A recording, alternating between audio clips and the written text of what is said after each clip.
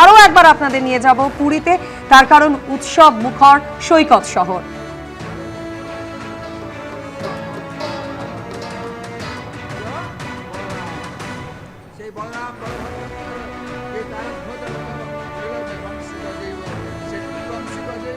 আমি কোনো রাজনীতি করি না, যেটা লিগাল হয় আমি বলি।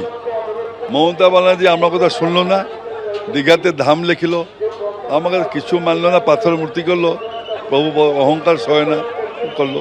এই শুভেন্দু আসলো, আমার শুভেন্দু শিষ্য আমার, ও সঙ্গে সঙ্গে ধামটা কেটে দিল সঙ্গে সঙ্গে। ধাম দেখে লাভ কি যাচ্ছে? আর ধাম তো জগন্নাথ ধাম, নীলাঞ্চলে মহাপ্রভু এখানে আছে, এরকম তো হাজার হাজার মন্দির হচ্ছে, কি আছে বাবা বলুন? এই জন্যে